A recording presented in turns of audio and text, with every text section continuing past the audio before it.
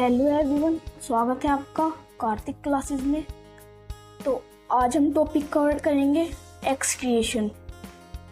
तो एक्सक्रिएशन के बारे में सबसे पहले हम पढ़ेंगे।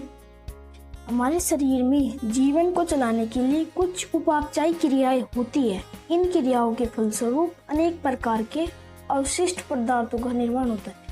अवशिष्ट पदार्थ मतलब कि जो वेस्ट पदार्थ होते हैं ये उत्पन्न हो जाते हैं हमारे शरीर में। भोजन के बाद जो भोजन के वेस्ट पदार्थ रह जाते हैं यह वे होते हैं। तो इन अवशिष्ट पदार्थों को शरीर से बाहर निकालना अति आवश्यक होता है। तो अब अवशिष्ट पदार्थ कौन कौन से होते हैं अब हम वो जानते हैं। तो सबसे पहला आता है अमोनिया, फिर आता है यूरिक एसिड, फिर आता है यूरिया। ये बहुत जहरीले पदार्थ होते हैं। अगर हम इन्हें नहीं निकालें तो हमारी डेथ हो सकती है। तो इन अवशिष्ट पदार्थों को शरीर से निकालना ही उत्सर्जन कहलाता है।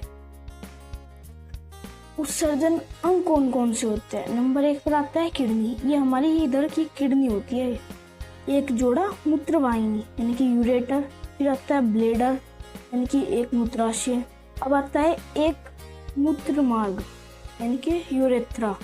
ठीक है। अब वृक्क यानी किडनी उदर में रीढ़ की हड्डी के दोनों ओर स्थित होती है। यानी कि जो रीढ़ की हड्डी होती है यह उसके दाईं ओर और बाईं ओर दोनों ओर होती है। अब आता है आगे कि वृक्क में मूत्र बनने के बाद मूत्रवाहिनी से होता हुआ मूत्राशय में आ जाता है। यहाँ पर मूत्र तब तक इकट्ठा रहता है जब तक कि हम उसे बाहर ना निकाल दे, तब तक वह वहीं पे रहेगा, से पहले वे बाहर नहीं निकलेगा। फिर आता है एक नोट है कि वृक्क के अंदर वृक्क की एक इकाई होती है। जैसे हमारी एक इकाई होती है जिसे हम सेल बोलते हैं, ऐसी वृक्क की एक इकाई होती है जिसे हम नेफ्रॉन बोलते हैं। तो हमें सब्सक्राइब करें और बेल आइकन दबाएं और हमारा हेलो एवरीवन, स्वागत है आपका कार्तिक क्लासेस में। तो आज हम टॉपिक कवर करेंगे एक्सक्रिएशन। तो एक्सक्रिएशन के बारे में सबसे पहले हम पढ़ेंगे।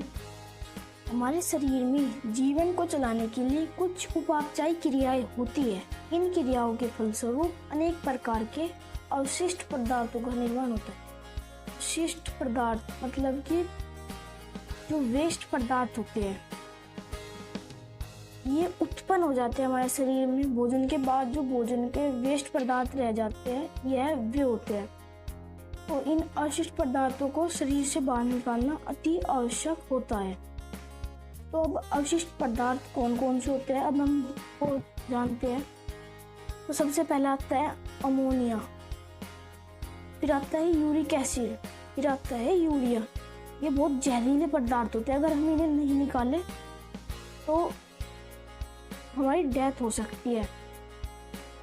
इन अवशिष्ट पदार्थों को शरीर से निकालना ही उत्सर्जन कहलाता है। उत्सर्जन अंग कौन कौन से होते हैं। नंबर 1 पर आता है किडनी। ये हमारी इधर की किडनी होती है। एक जोड़ा मूत्रवाहिनी यानी कि यूरेटर, फिर आता है ब्लेडर यानी कि एक मूत्राशय, अब आता है एक मूत्र मार्ग यानी कि यूरेथ्रा। ठीक है। अब वृक्क यानी किडनी उदर में रीढ़ की हड्डी के दोनों ओर स्थित होती है। यानी कि जो रीढ़ की हड्डी होती है यह उसके दाईं ओर और बाईं ओर दोनों ओर होती है। अब आता है आगे कि वृक्क में मूत्र बनने के बाद मूत्रवाहिनी से होता हुआ मूत्राशय में आ जाता है। यहाँ पर मूत्र तब तक इकट्ठा रहता है जब तक कि हम उसे बाहर ना निकाल दें, तब तक वह वहीं पे रहेगा, से पहले वह बाहर नहीं निकलेगा। फिर आता है एक नोट है कि वृक्क के अंदर वृक्क की एक इकाई होती है। जैसे हमारी एक इकाई होती है जिसे हम सेल बोलते हैं, ऐसी वृक्क की एक इकाई होती है जिसे हम नेफ्रॉन बोलते हैं। तो हमें सब्सक्राइब करें और बेल आइकन दबाएं।